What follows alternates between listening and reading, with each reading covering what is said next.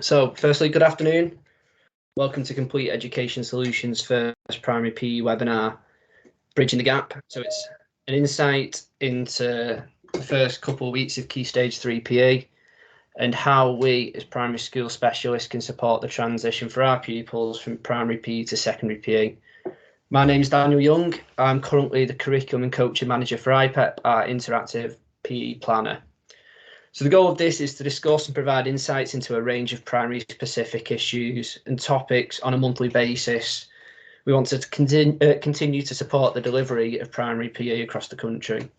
So if you'd like to provide any feedback after this webinar or highlight any areas of support, we'll be more than happy to include this in our planning of future webinars. We've kept open the conversation box as well, so if there's any questions or anything that you want to contribute, we'll go through that right at the end as well. So as I mentioned in this webinar, I'll be discussing my experiences of Key Stage 3 PE and how best to prepare primary school pupils for the transition. But before anything, I'm going to give you a bit of background information about myself and the kind of journey that I've been on with my teaching. So 2009 to 2012, I went to Sheffield Hallam studying PE and youth sports. I think from an early age, I was always going to be a PE teacher. That was the goal. And just those 3 years just kind of consolidated that fact. During that time, I got involved with as many different schemes as I could, from supporting Sheffield Council with swimming with a range of primary schools. A couple of us did dance placement in a range of primary schools, bit of footy coaching, just as much as I could do to kind of get into schools, get that insight of what it's like working in a school on a day-to-day basis. I'll always remember my first lecture. There was 100 of us on our course, and our course leader said, "Put your hands up who'd like to go into PE teaching." And I think 97 out of the 100, so there was only 3 that didn't put their hand up. He just turned around, looked at us all, and he went, "Well, I'll let you know, it'll probably be about 5 to 10% of you it'll get onto a PGCE straight away. It's so competitive. Go out there, continue to consolidate your knowledge, and you will find that gap eventually." So for me, it wasn't a PGCE straight away. I went and worked as a PE technician for 3 years in a mainstream high school. With this, 30% of it, I was in classroom, supporting pupils with additional needs. The other 70%, I was in the PE department, and that ranged from setting up lessons, supporting the delivery of lessons, organising after-school clubs, running some after-school clubs, to like what became like my passion at the time was PE interventions, especially for our Year 7 pupils. So this kind of gave me the experience that I needed to get onto my PGCE. So I went to Edghill and did that 2015 to 2016, and that was specifically secondary PE. Worked with 2 contrasting schools. I worked one that was quite a tough area, demographically, lots of different areas coming to this kind of central hub school, so it was kind of like a tough, rough and ready sort of school. And then my second placement, the opposite end of the spectrum, was like the outstanding, like privileged school in the area. So I think because I had the best of both worlds, it's kind of allowed me to become quite a reflective practitioner. It's created this kind of like well-rounded teacher that like I pride myself on being. And so from that, once I graduated, I was absolutely made up. But it was, again, I was back into that competitive nature of going for a PE teacher's job, which are few and far between, especially in secondary. So I did a bit of time on cover supervisor, kind of got used to travelling again. And then it was kind of my lucky break was when my friends texted me and just said, "The school that I'm working at the moment, Dan, they're looking for a new PE teacher. You'll be the only one in the department. We're a small school, so it gives you that opportunity to construct your own curriculum and shape PE to the way that you want it to be." So I went for an interview and immediately just kind of felt at home. It was a SEN specialist school, specifically focusing on social, emotional and mental health. So again, we were getting kids all across the Northwest coming in with lots of mental health issues, some learning difficulties. So for me, it was going back to that 3 years PE technician work that I had, where I was kind of like, it's all like small interventions, working with small classes. Unfortunately, the charity that kind of kept that school afloat I couldn't bankroll the school anymore, so it was forced to closure. Luckily enough, the head teacher that used to work there moved to a school 10 minutes down the road. Just after a couple of chats with him, I ended up taking the job there. And I think that was the opportunity then, because it was a bit of a bigger school, similar sort of setting, but we had a Key Stage 2 department as well. So it gave me that experience of actually hands-on dealing with the Key Stage 2 to Key Stage 3 transition, and that became like something that I was quite passionate about. I wanted to make sure that all our pupils were getting the most well-rounded, holistic education they can to kind of support all those big transitions and milestones in their life. And then that kind of brings me to where I am now. So early last year, as soon as we came out of lockdown, first training session back, being the eager beaver that I am, went up for a header, landed, and I'd completely torn my ACL ligament in my knee, required surgery. So up until a couple of weeks ago, I've had 11 months off sport. So, like I said, like I'm quite a big advocate for mental health, and I wasn't in probably the best of places at the time, but it gave me that time to reassess where I was at, where I wanted to be, the kind of journey that I've been on, and where I want to go. So I started looking for jobs, and then that's when I came across the advertisement for the curriculum and coaching manager with Complete Education Solutions, specifically working at IPEP. And from that moment, I've not actually looked back. I absolutely love the job. I love the traveling. I love the kind of constructing curriculums for people. I love the collaboration side, the network side. So for me, it's combining a lot of things that I've got like a keen interest in. So the next thing I wanted to talk about, like going back to my secondary roots, is just a kind of an insight into the opening couple of days, weeks, months, half term of secondary PE, because it's different for every school, but it does kind of follow quite a similar pattern. One thing that I've always done is I've always listened to the pupils, like the conversations that they've been having, conversations that they've had with teachers, and or this, that, and the other. So I always like make a mental note and write down some of the comments that pupils have come out with. So as you can see there, it's quite a fixed mindset mentality. Some of the stuff that I've heard, like again, going back to like my passions, I'm a big advocate for a growth mindset. I hate the idea of being stuck in one like rut. Like the expansion for me is massive. So I'll chuckle to myself when I hear it. It's like, I didn't like PE then, I won't now. Why can't we do bench ball? What do you mean? We're going outside, it's raining. I'll get my parents to write me a note. Why am I doing all this running? This is child cruelty. I didn't have to do it like that in primary. I can't do it. I won't be able to do it. So it was one of those, like, there's a massive gap there for us to support that transition. If pupils are coming in with this sort of attitude, and it's schools up and down the country as well, it's not just specific areas. So one thing I've always done, like when we've had year 7 pupils come in, when I worked in secondary schools, I always asked them what was primary PE like, what's your expectations in the first lesson, just that bit of pupil voice. Now, one thing that we can do is, I know an awful lot of pupils tend to come back and visit primary schools, year 6 that have left, or come back, especially in the first couple of weeks. Just chat to them, find out what they think, like what's the big differences,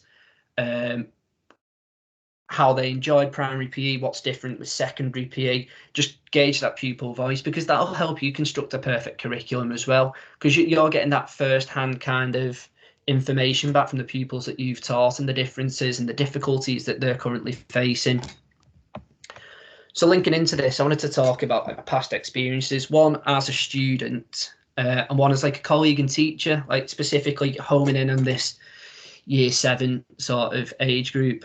So as a student, I remember the old school PE teachers, full track suits, one sport specialism. So we had a football one, we had a rugby one, and we had a cricket one.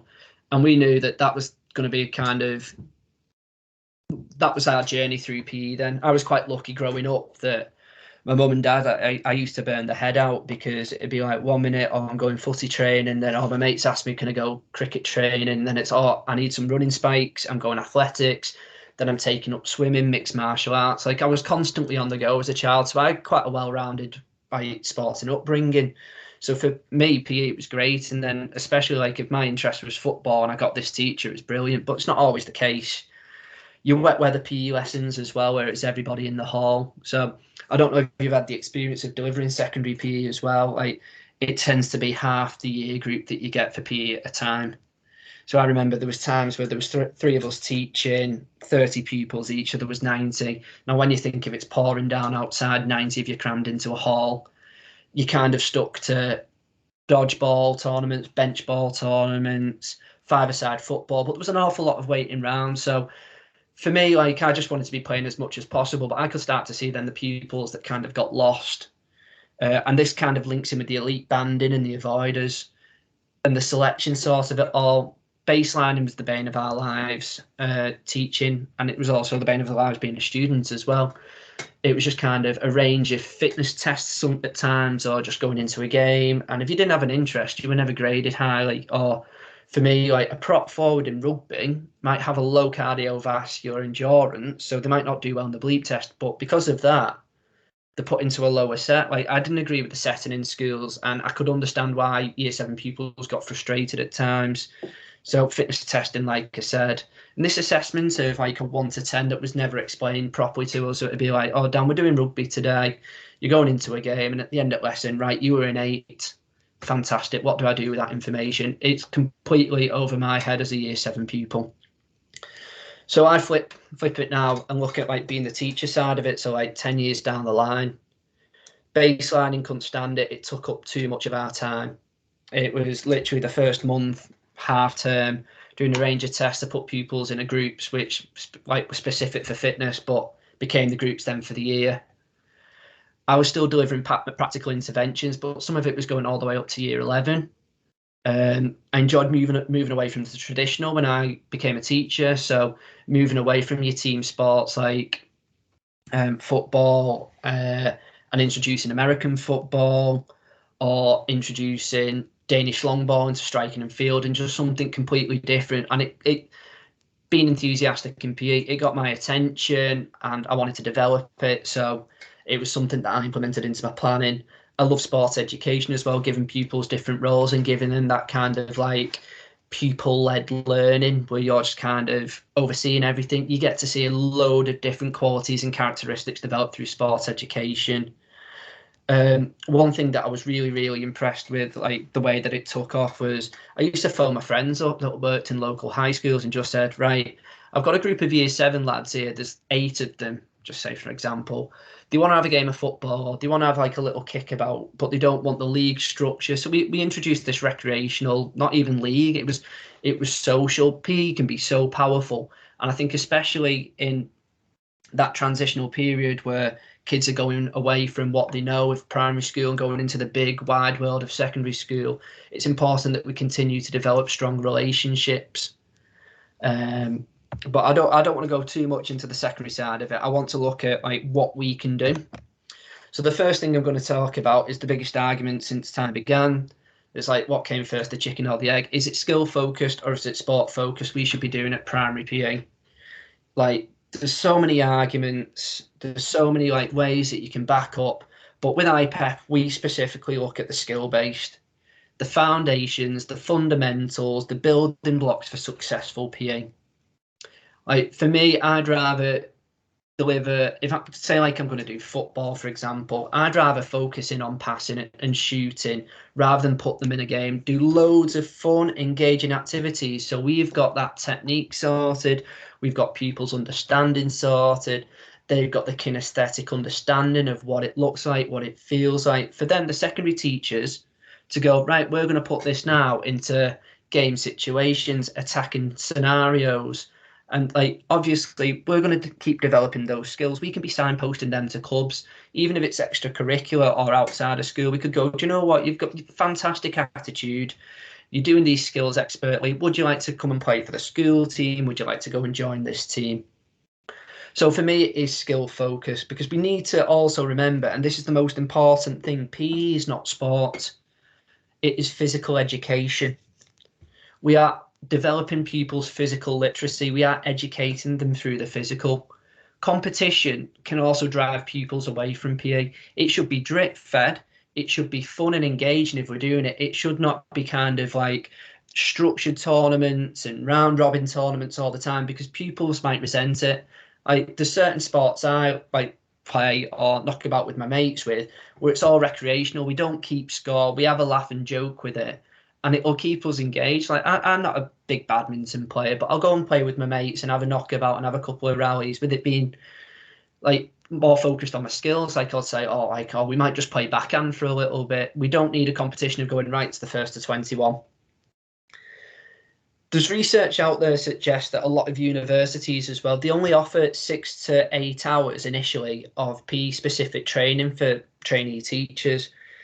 And as a result, there is low confidence. We don't have many PE specific or PE specialist primary school teachers. And the really, really important thing with that is it's all well and good being able to get coaches into schools to deliver PE lessons, but we need to make sure that we're not de-skilling the teachers. We need to improve that confidence. We need to work collaboratively. We need to understand what each other's teaching and how we're teaching it and the outcomes, that it's big process. What we don't want to see is teachers sat on the side marking while a coach is coming delivering. It's really, really important that the teachers focus on the skills rather than the tactical breakdowns. So if that coach doesn't specifically come in that week for whatever reason, the teacher knows where the planning's up to.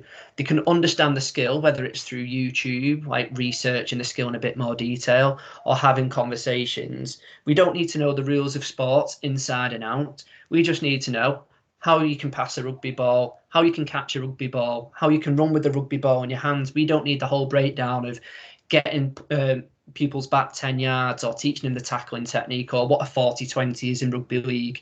We just need to focus on the skills, and the skills can be quite basic, they can be quite straightforward, but then it's what we do with those skills. It's having a range, a massive toolbox of different fun, sharp, engaging, challenging, thought-provoking, progressive games to keep our pupils occupied and consolidate these skills. Now, I'm not saying that I'm completely against sport focus, because I do think elements of primary school PE, we do need a bit of a sport focus, but that should be something that is only introduced later down the line. Like, I'm talking the back end of Key Stage 2. It's no good us introducing games of football to Key Stage 1 pupils, because unless you've got an elite performer at that age group, pupils are still kicking with the toes. They're not understanding like spatial awareness, positional awareness. You can just make quick, fun games, or you can have them create their own rules, so we're not following rules and regulations. But for me, ultimately, it's skill focused. So my role at IPEP, again, as the curriculum and coaching manager, is creating broad, progressive, challenging curriculums with a detailed assessment and evidencing tool to go with it.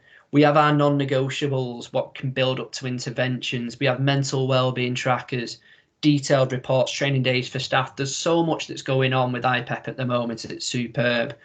But I've come in, and what I want to be doing is I want to prep for the challenges of secondary PE. I want our pupils to go on that journey from early years all the way to the year 6 with the skill set developed so that they can succeed in secondary PE. And I'll be doing this through a majority of skill-specific activities. There'll be a mixture of traditional and non-traditional activities. And like the biggest one for me is a range of pedagogical approaches. Like I said, pupils will be able to do a bit of discovery learning. There'll be peer-led learning. There might be command learning if it's a new skill. Discovery, reciprocal. There's so many different teaching styles that I've implemented into like the planning. It's just making sure that pupils have that broad range of challenges and experiences to put them on the right path and put them like in that growth mindset of, oh, do you know what, PE is not just sport. Now, linking into that as well, it's the domains developed through PE. Ultimately, we want to create a holistic approach to PE. The World Health Organization, this is something that I could recite in my sleep. It's ingrained in my head from every report I ever wrote at university. The World Health Organization says that health is a complete state of social, mental, and physical well-being, not merely the absence of disease or infirmity.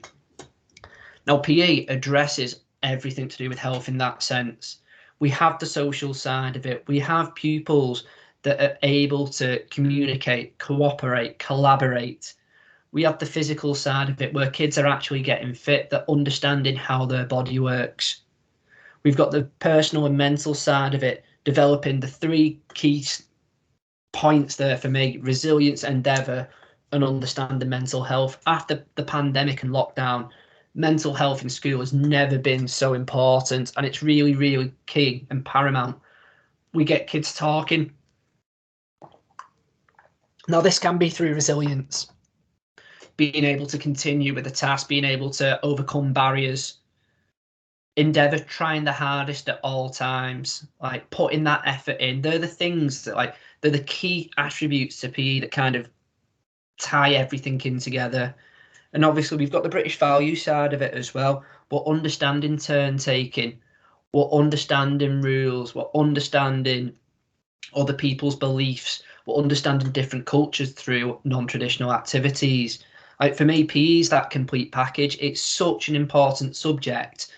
Now, again, similar to like sports versus skill specific, we need to address the fundamentals. We need to address the fundamental social, physical, personal, mental, and British values at primary level for secondary to continue to develop them, so we are creating citizens that can survive in modern day Britain. Now, that is establishing communication at an early age and turn taking. It's understanding how their body can move at a different age through fundamentals.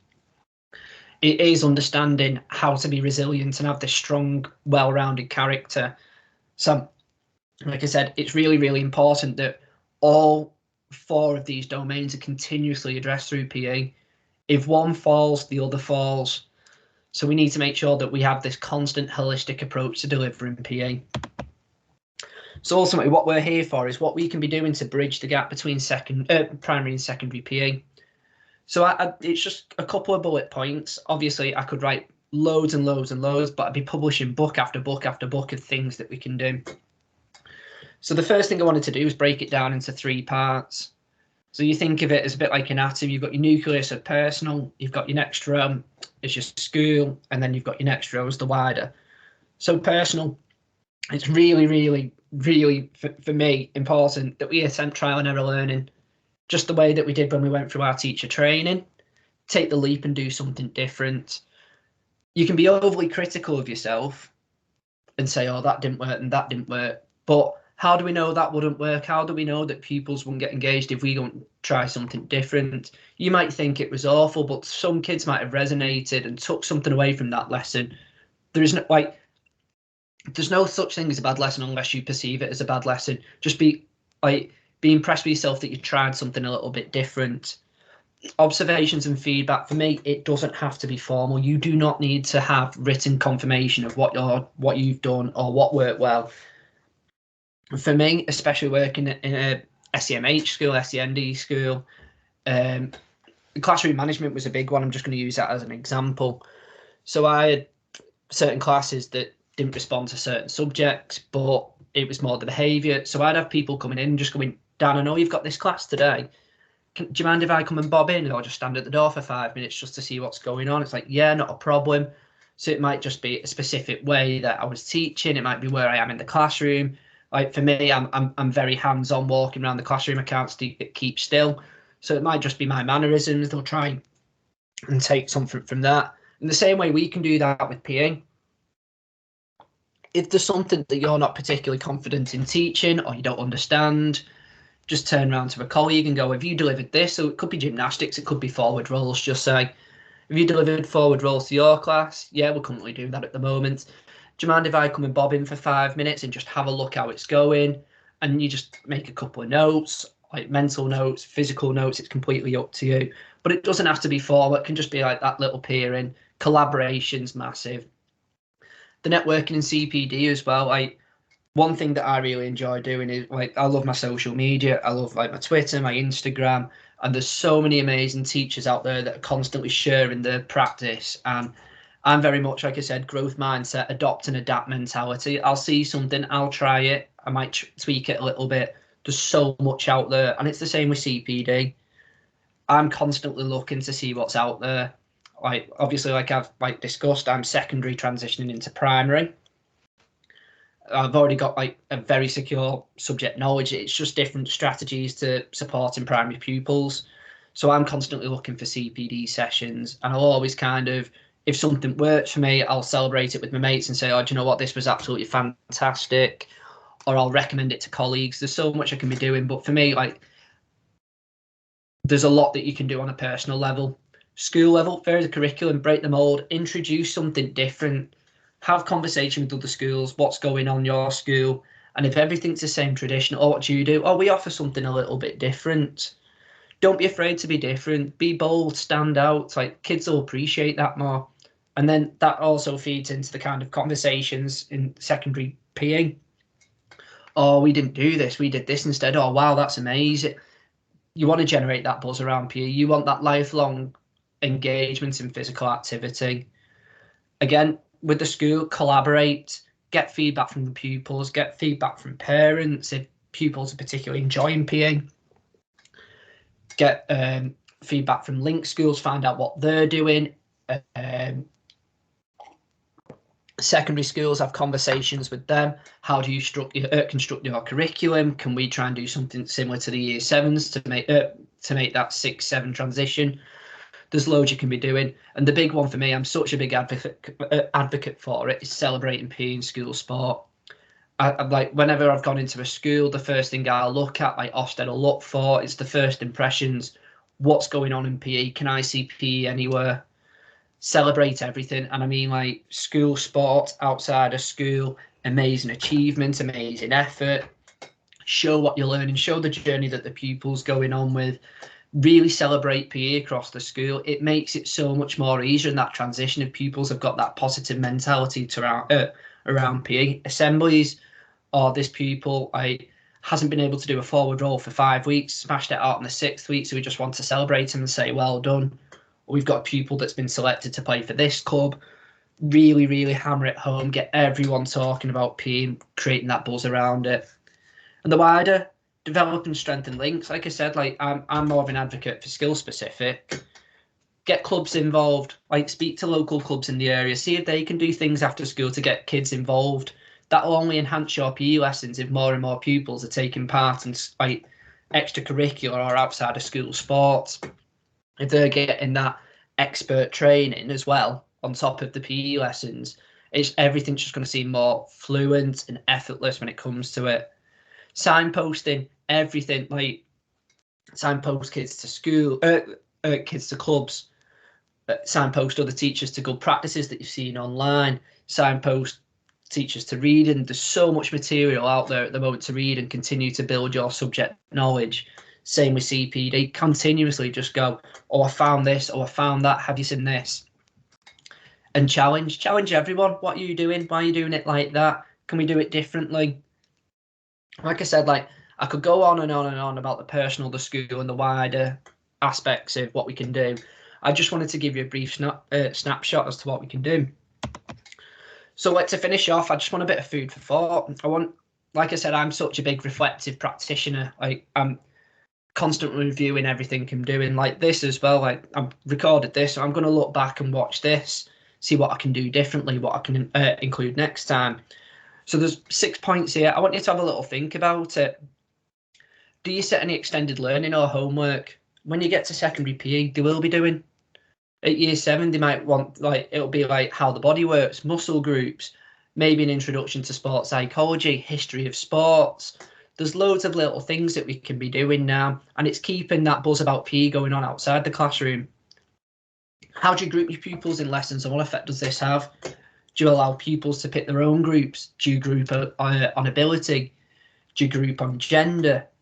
Like, a lot of schools now stick to, like secondary schools, stick to kind of single sex PE class. There's no longer this co-ed side of it until you get to GCSE.